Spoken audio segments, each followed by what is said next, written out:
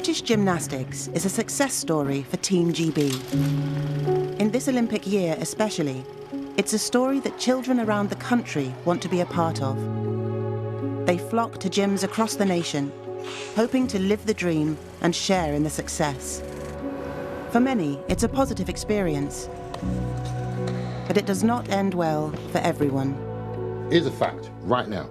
In a gym, right now, some kid is being verbally abused, physically abused, God forbid it, sexually abused. Today, fact.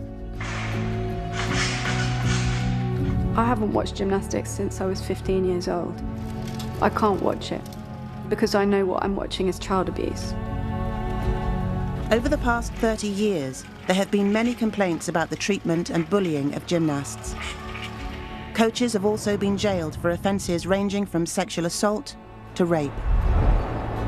Victims are now taking legal action against the sport's governing body, British Gymnastics. The abuse is one thing, but it's often the lack of action, the lack of care, which is the real killer, because that isn't an individual monster. It's the system failing you, it's the culture of gymnastics failing you. Serious questions about the way the sport is run led to the launch of a review in 2020, which found there was a culture of emotional and physical abuse embedded in clubs up and down the country. I think it was pretty obvious from my report that British Gymnastics did have a very large problem. Just devastated, absolutely devastated. We're not backing down, we're certainly not moving on until they sort out all the problems that they've created. They can't hide forever.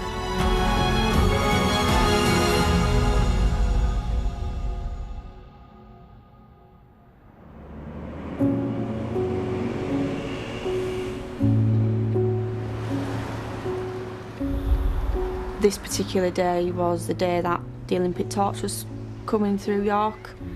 I'd read in the newspaper that Stan was going to be holding it. I was coming home from counselling, the bus stopped, I could hear clapping and cheering, so naturally you look to think, you know, what's going on. And it was Stan running down the street with the Olympic torch. And I absolutely broke down. The fact that people look at him as a hero and as this great Olympian, you don't know the real Stan. I got involved with gymnastics. I fell in love with it by the age of about 7 or 8. So I was training 2 to 3 times a week, sometimes 4 times a week at the gym club. It was probably the biggest and the best in all of North Yorkshire. It was all I thought about. Stan Wild ran it, and everybody that I'd spoken to about it always said good things about it. As soon as you said that your daughter had got a place at the York Gym Club, oh, run by Stan Wild, yeah, people seemed to know him. Stan was a local celebrity. In the National Gymnastic Championships at the Royal Albert Hall, this is the current men's champion, Stan Wild.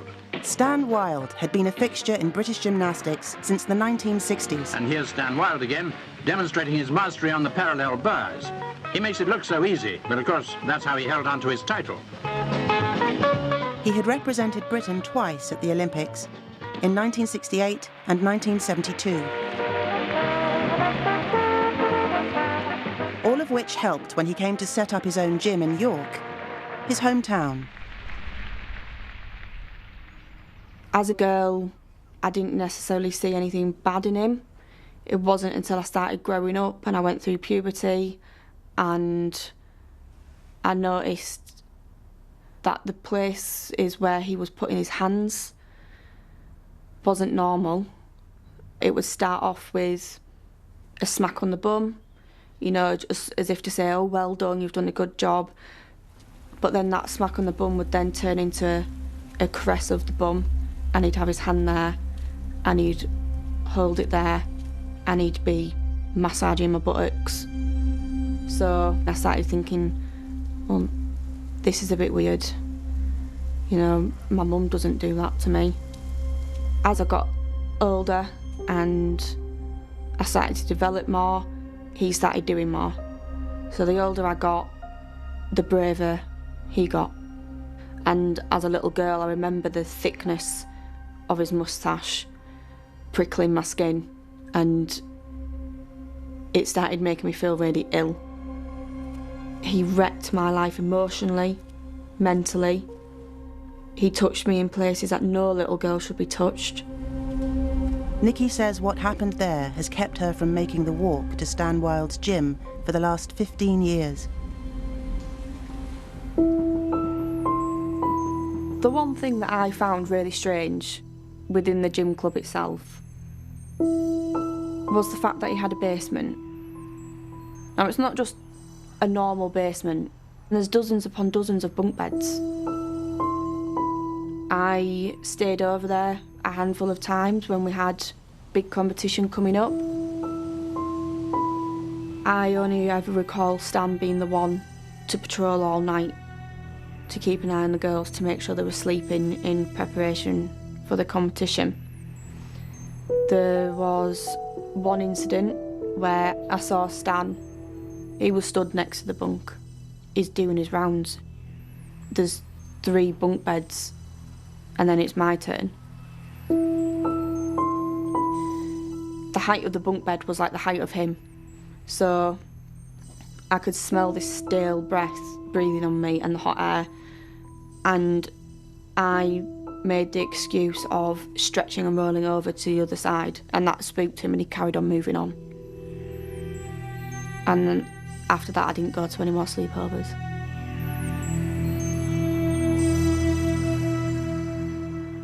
I chose not to tell my mum about anything. I knew if I told her about anything that was going on at the gym, she'd pull me out. We had a very important competition coming up. However, at this stage, I would always train in my gymnastics shorts. I was not comfortable in wearing a leotard and wearing a leotard alone around him. And I told Stan that I'm wearing my shorts to the competition, and he was not happy. He just kind of shouted and he said, you know, tell me why can't you be a good girl for me? And I stood up at this point and I just said, I've had enough of you. At that moment, he said, your time here's done, don't come back. And that was it, my career was over. I had a call from Nikki crying down the phone, saying, Mum, can you come and get me? Stan's kicked me out of the class. And it was only because of what had happened that she started to open up, and gradually, bit by bit, it was starting to come out.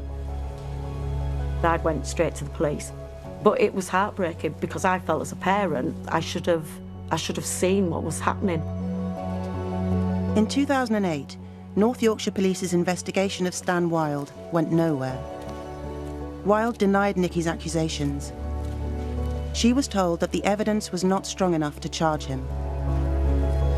British Gymnastics did suspend him, but he was allowed back in once the gym had been visited by a welfare officer and the club had done a safeguarding course. I don't believe British Gymnastics took my complaint seriously, especially with the fact that he was working with so many children. They, to me, in my eyes, they just didn't care. They weren't going to do anything about it. As far as Nikki was concerned, Stan Wild was off the hook. The review by Anne White KC found that though BG engaged responsibly with police and local authorities, in some cases it relied too much on police investigations into sexual abuse and didn't follow up themselves. And of course that's an approach which is not likely to instill confidence in people who want to make these kind of complaints. They have an obligation to satisfy themselves that that person doesn't pose a risk of harm to anyone that they come into contact with, and that's something they need to investigate for themselves. I physically can't even walk into a gymnasium. I've not stepped foot in one, and I don't think I ever would. I haven't seen the building, since 2008, and it looks the same, but They've got a driveway and stuff now, that's the only thing that's different, but there's literally like so many cars in there. My heart is literally pounding. So much horrible things that went on in there. For years, Nikki O'Donnell was on her own. But then another family came forward.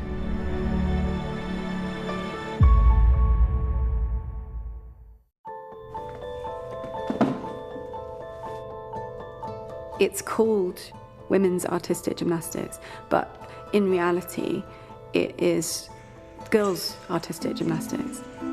80% of all members of British Gymnastics are girls under the age of 12.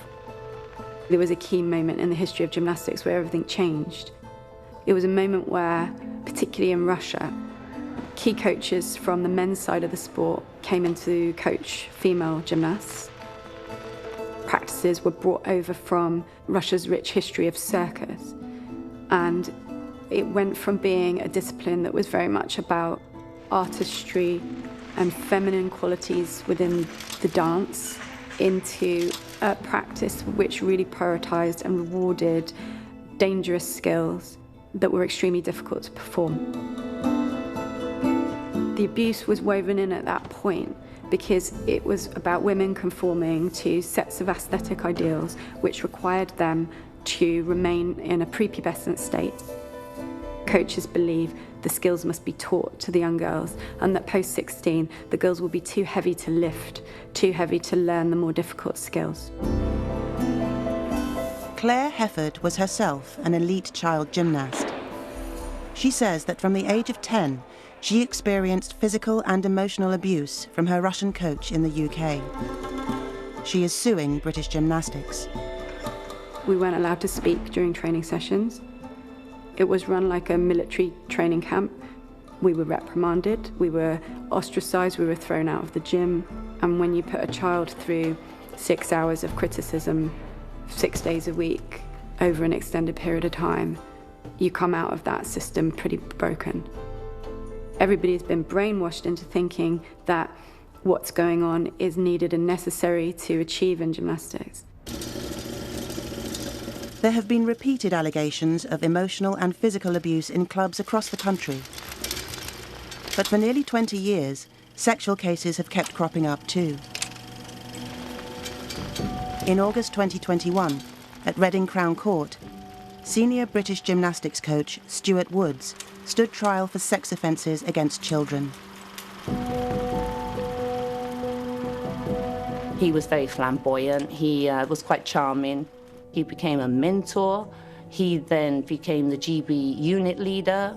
So he was right up in the limelight. British Gymnastics pushed him to the limelight. He set up a club on his own. It was amazing. It was a private school. Nikki Webster and her husband Carlton are both coaches who knew and worked alongside Stuart Woods. He was still a GB coach and teaching gymnastics at this private school, which in turn, you can imagine, attracted a lot of young kids who wanted to get an education and do the gymnastics. So he was in a real massive position of power. Someone like Stuart, who was very, very clever, he would form a relationship with the parents, go around their house, have conversations, tell them about his life, get them to feel sorry for him. He would have gone round and, befriended the parents, befriended the kids. They'd cook for him, they'd listen to his problems. And that's how he done it. The parents don't know they're being groomed. And that's the danger. And I don't think enough parents in our sport know exactly what this culture is all about. In October 2019, Stuart Woods was arrested on suspicion of sexual crimes against children at the school and suspended from coaching. All the rumours we had was Stuart's innocent, disgruntled child, don't look any further. And every coach and judge that I'd been speaking to was telling me the same story. When we found out he'd been convicted, we then went to the sentencing, which I've got to say is one of the toughest days of my life, because it's disgusting when you actually hear what happened. And that's the first time I'd actually heard everything that went on. Throughout the time that I was raped and sexually abused by Stuart, I blamed myself. Even to this day, a part of me still does.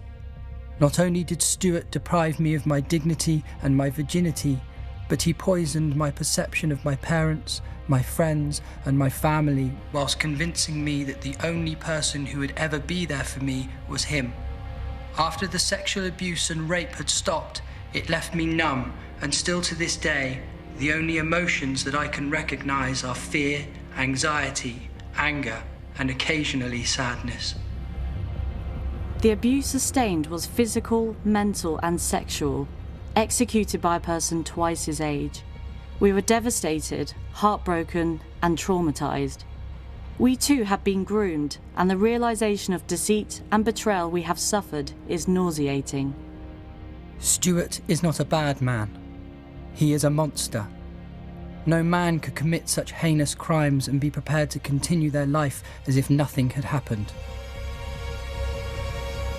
He was convicted of 2 counts of sexual activity with a child and 3 counts of sexual communication with children.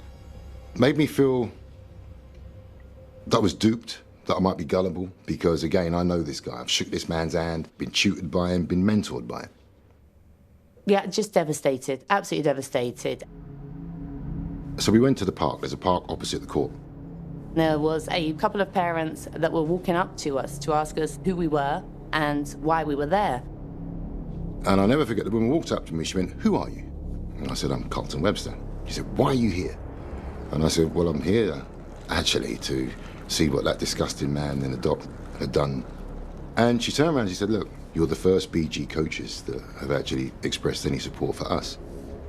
Not one acknowledgement, not one sorry, not one, we're really disappointed in our culture that this was allowed to happen to your child. Nothing. To this day, nothing." Stuart Woods was sentenced to 11 years for sex offences against children. But it soon emerged that British Gymnastics may have missed an opportunity to stop Woods and his predatory behaviour a decade earlier. Parents put the care of their child in your hands the moment they hand them over to you at the front of the gym. And you have to look after that child until you hand them back at the end of the session. We do get close to the children. Psychologically, I think a lot of the coaches do. So you have to make sure you step back sufficiently that that boundary is never crossed. Unfortunately, there are coaches out there that develop relationships that should not be developed. And if anybody tells me anything, I immediately report it as a child welfare incident. Darren Norman is a former leading British gymnastics judge. He says that in 2011, a fellow coach confided in him about Stuart Woods. She told me that he had been caught as a 19-year-old having sex with a 14-year-old behind one of the gyms that he was working in. And so I immediately thought, well, he shouldn't be with children then.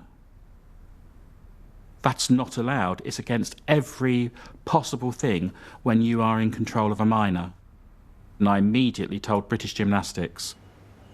Darren says he was told that as he had not witnessed the incident himself, it was just hearsay. He was not able to make a formal report. Woods denies the allegation. And I do not know what happened from then because he didn't appear to get suspended. He was never out of the gym, and Stuart was then elevated to one of the national coaches.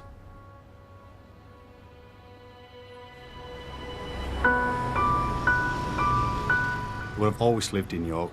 It's just been a nice place to grow up. You felt relatively safe. We live in a city that's historically had these protective walls around it. The whole idea of that was to keep the undesirables out. Sadly, sometimes the bad people, the undesirables, are inside. 8 years after Nicky O'Donnell's case against Stan Wild was dropped, another female gymnast in York came forward. She and her family had also been among the crowds in the city when Wild had paraded the 2012 Olympic torch. The family, who have asked us to disguise their identity, met us to talk about their experience. We made the effort to get into York very, very early so that we could grab some seats The girls were so excited because they knew that this was huge and it was going to be their gymnastics teacher, the man that they idolised. Stan Wild ran the club when I was there. He was the big boss.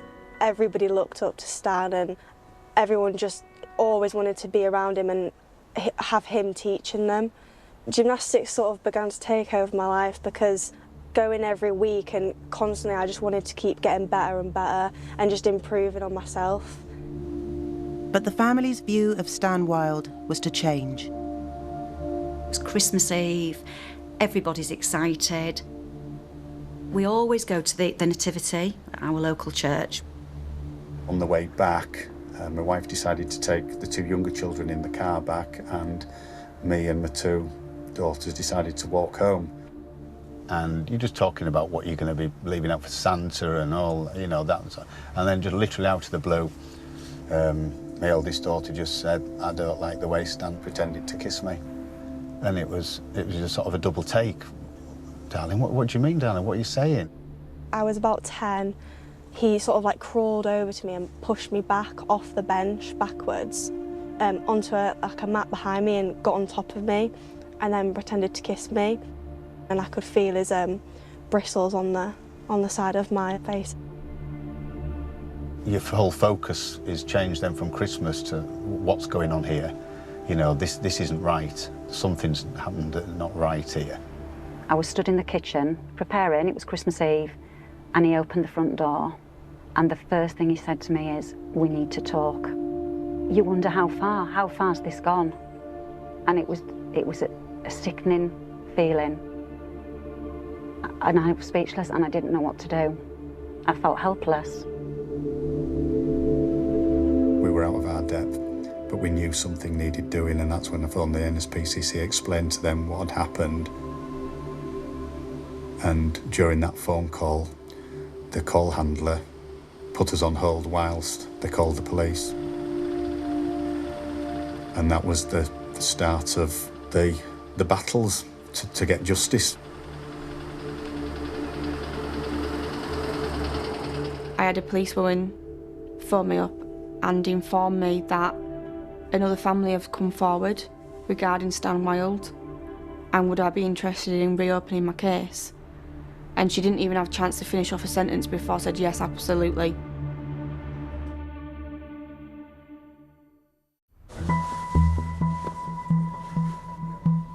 You're going to put the thin filter on me. In the fight to keep the sport safe, spotting patterns of abuse is essential. But its governing body, British Gymnastics, has to act on them. I got to know David Shadett when he first started coaching. Nice chap, as they all are. Everybody's nice. I wouldn't say we were close friends, just acquaintances that we met at competitions, met in the gym. But Shadett's affable manner hid a dark secret. In 2020, he was charged with the sexual abuse of a number of young gymnasts.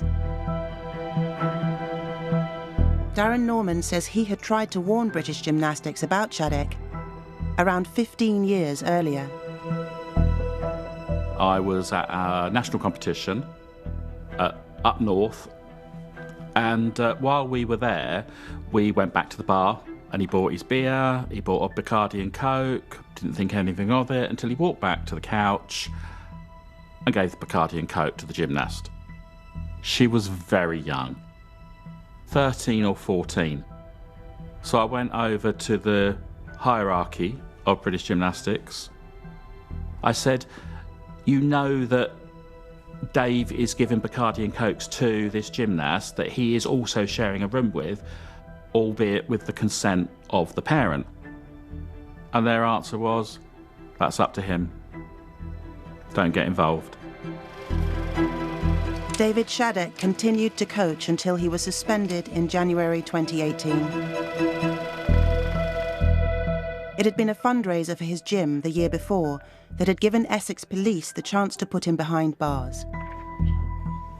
Shadett was highly intoxicated, acting highly inappropriately with the young girls that were part of his club. So Essex Police launched an investigation to identify any girls who'd been abused by Shadett, and we did identify 3 girls. Shadek would take members of his squad away on national and international trips. He had gained that trust from their parents to allow him to do that unaccompanied, and on these trips to Europe, he would share a bedroom with his victims. He would undertake massages on the girls under the guise that he was massaging them for gymnastics purposes, and use that to sexually assault the girls. How might those trips to Europe have been prevented, do you think? They were under the banner of British Gymnastics, as far as I understand it. I'm afraid I'm not able to comment on what checks and balances would or wouldn't have been put in place. In February 2022, David Shadek was jailed for 4.5 years, convicted on 5 counts of sexual assault against 2 children. It had been nearly 20 years since the warning Darren Norman says he gave British Gymnastics about Shadek. When he got convicted and got, 4.5 years, something like that, I just couldn't believe it, you know. And I thought back and I thought, they should have taken it seriously when I first said about this girl having alcohol at such a young age. In 2016, 8 years after Nicky O'Donnell's first complaint, the case against Stan Wild was reopened by the police. Wild denied the allegations from Kirsty and Nicky. And yet again, the CPS decided there was not enough evidence to prosecute him. For Nicky, it was a reminder of her desperate teenaged years. I just knew that I didn't want to be here anymore, and I had thoughts of killing myself. The eating was the only thing in my life that I could control. So because of that, I chose to stop eating pretty much altogether. And at this point, I was 5'7" at 6 stone, and I was extremely poorly. I started drinking at 14. By 16, I was dependent. I would have a drink before school. I would have drip spirits in my water bottle at school. And by the time I'd gone to college at 16, I was an alcoholic. Nicky felt she had been abandoned by British Gymnastics. Kirsty and her family felt they were getting the same treatment. We spoke to British Gymnastics very early on, and they assured us that the matter would be looked at and that they would be in touch with us. But it became clear over the following weeks and months that actually we weren't getting updated. It was us constantly having to ring, speak, and then email British Gymnastics for updates, and that carried on for years. It was quite apparent from my investigation into complaints handling that there was a repeated and consistent failure to keep both the complainant and the person complained of informed. It's bizarre. It's unbelievable. It's such a serious complaint, and yet we were just kept in the dark. I just felt like, if you think we're going away, we're not. British Gymnastics acknowledged that this has historically been a problem, and they also acknowledged that it's quite challenging to improve that. Repeated allegations of abuse led in 2020 to Anne White being commissioned to write her review. It took nearly 2 years, received over 400 submissions, and shook the sport to its core.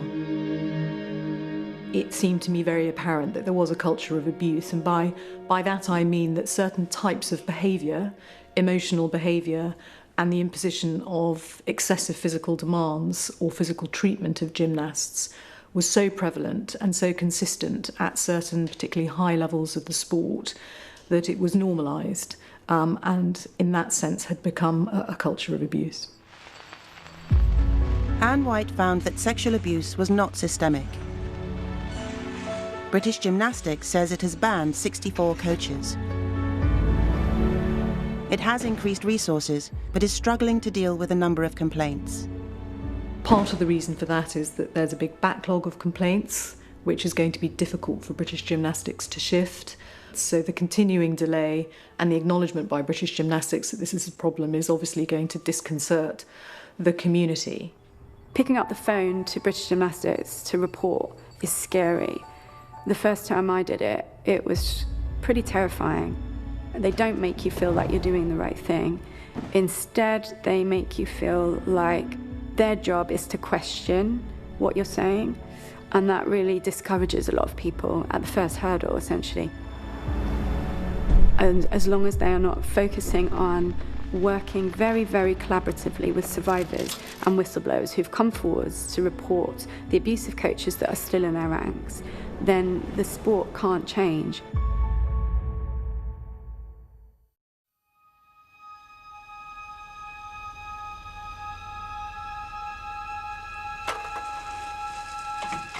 This is just one of the bags I've got of, you know, various trophies and medals.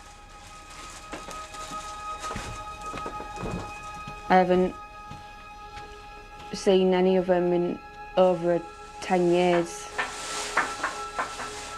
It's weird seeing them after all this time. We used to display them quite proudly. But then when everything kind of came to an end, it was just too much to have them looking at me every time I ate tea or every time I was downstairs. At the moment, they're literally just kept in a bin bag and shoved upstairs in a loft, out of sight and out of mind. It was just really hard to see them all.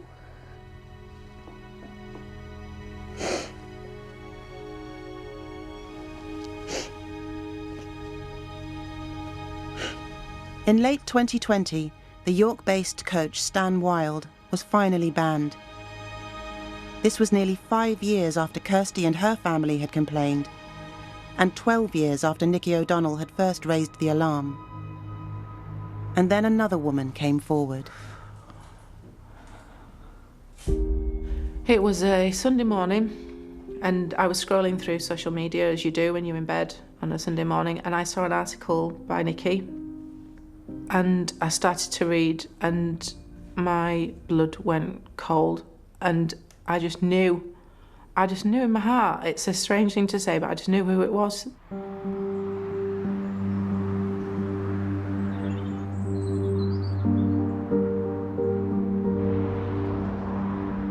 I haven't actually spoken to Nikki or ever met Nikki.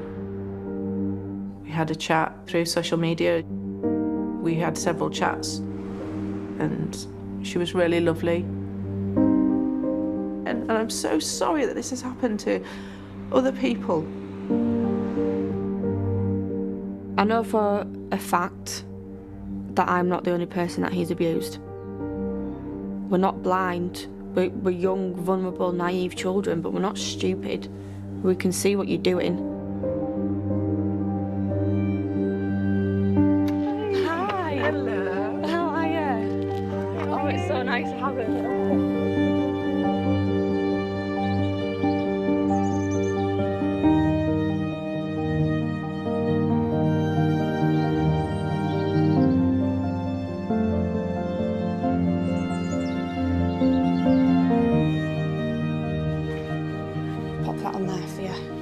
Thank you. You okay?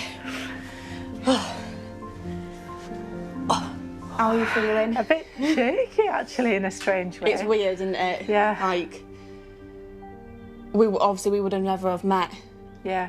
But we've got, obviously, something in common. Yeah. Which isn't the nicest of things. Don't get me wrong, but... I just think you're so brave. So so brave. If you hadn't have come forward, if you hadn't have said something publicly, I would have probably never publicly come forward with it. Yeah. I admire you. I really admire you. Because it can't have been easy. No, it hasn't been easy. I mean, I obviously reported him in 2008. We're now 2023. That's a long time ago. And I'm still... How old were you then? 14. For me, it was broad daylight in the back garden. To be that brazen, that level of arrogance that he is untouchable, you know, right from back in the 70s. My road was a lovely road that all the kids played out together in the street, in each other's front gardens, and there were quite a lot of kids. It was a real family-orientated suburb. It was nice. It was a really nice time. The Wilds lived about halfway along the street. Stan was an Olympian, well-known sort of face around the street. One day, the 8-year-old Jess found herself at Stan Wild's house, exploring his daughter's dressing-up box. I remember it was a bright sunny day. I undressed and put on a tutu all-in-one and went into the back garden. And the next thing, I remember Stan coming outside and asking me if I'd wet myself. And I just remember feeling really embarrassed and thinking, what? No, of course I haven't wet myself. I felt like I was in trouble almost because he had a strange look about him. And he came over to me and he crouched down and he patted me on my vagina. And his breathing was heavy. And now I know as an adult, obviously, that he was excited by what he was doing. Since doing this, I've sort of questioned myself why I didn't come forward, why didn't I say anything. I feel guilt. But I didn't know how to verbalise it when I was a child. I didn't know what to say. I didn't know what... I knew it was wrong, but I didn't know why it was wrong. I didn't understand it, and I just wanted to sort of forget about it and carry on playing with my friends and not ever think about it again.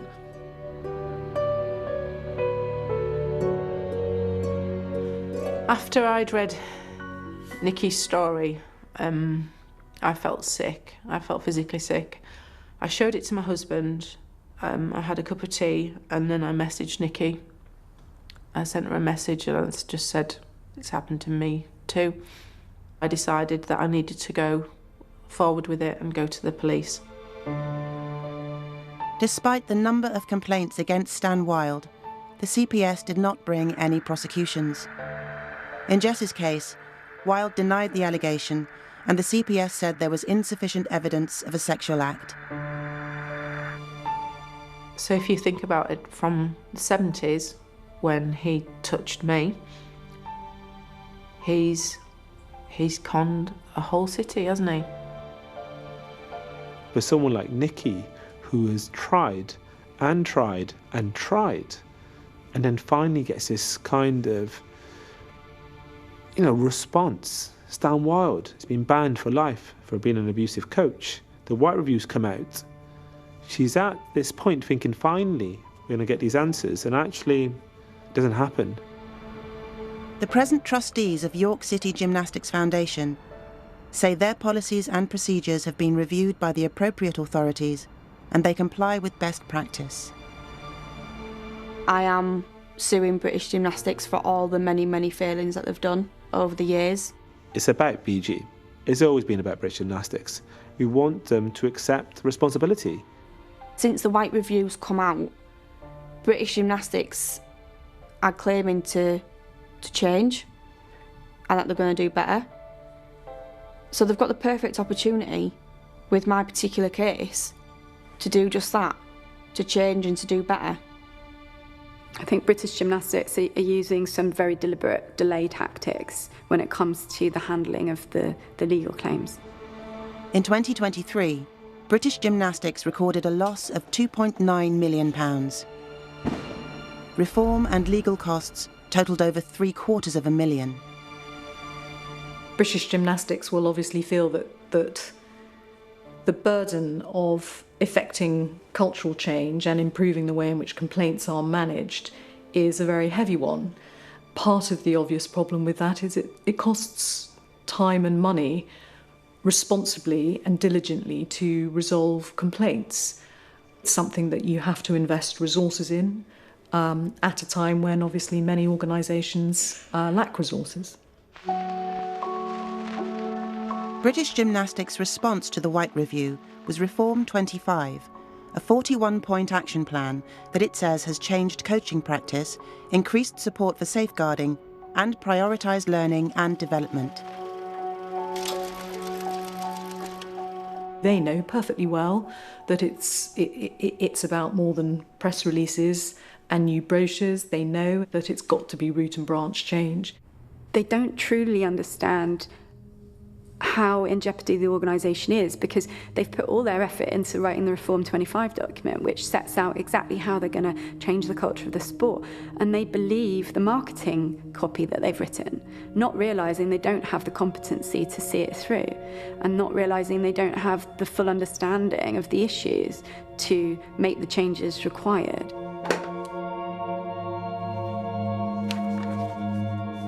This email, sent by senior BG coach David Kenwright after the successful 2022 World Championships, suggests how little attitudes towards the culture identified by the White Review have changed. I've always believed that success is the best revenge. Disgusting.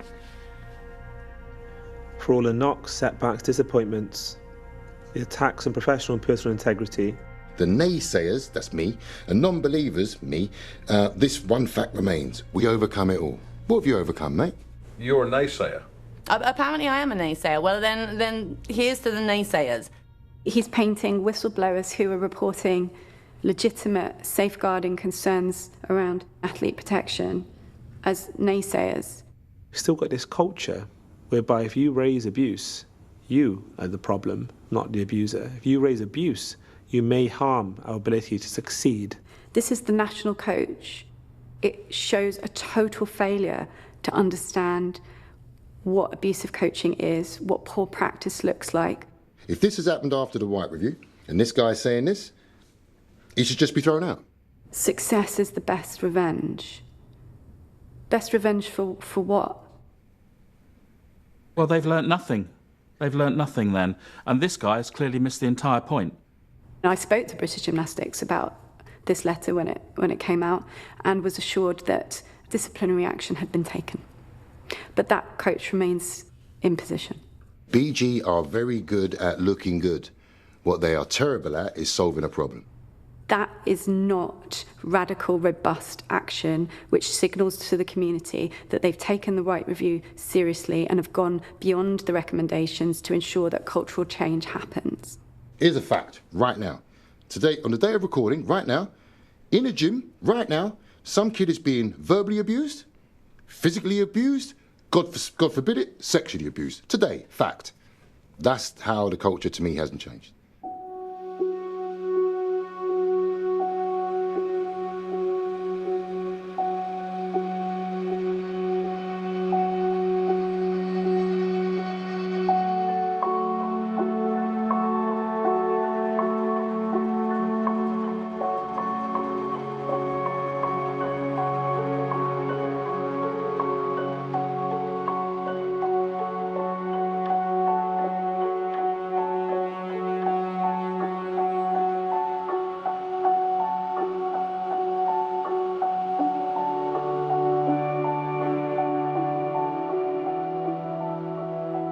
Is gymnastics worth saving?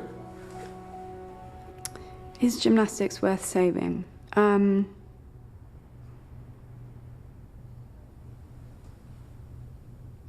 No, but it is worth rethinking. How hard is that to do, to change a culture? I think it's extremely hard to change a culture. Culture reflects itself across every aspect of an organisation, and that's not just about ticking boxes and issuing new policies. It's about implementing a fundamental rethink in the way the organisation is run.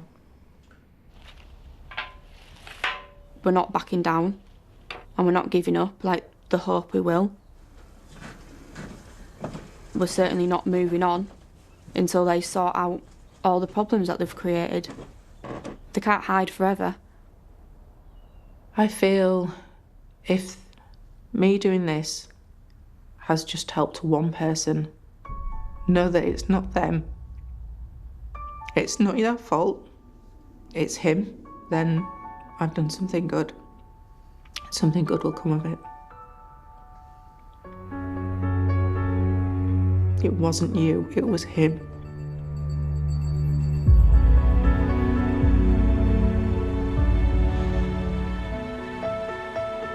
Bastard. What a bastard. Why are you doing this interview? A lot of people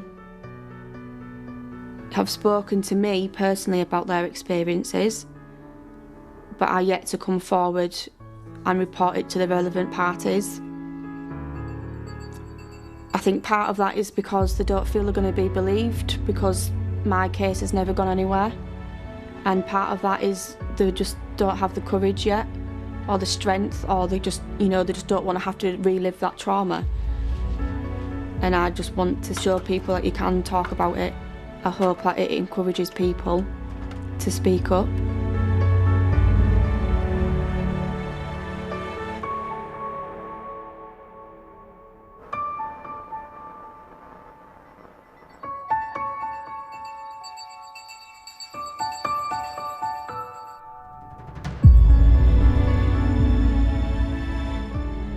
And if you've been affected by the issues raised in this programme, you can go to itv.com/advice for support information. And stay with us for the ITV News at 10 on the way next.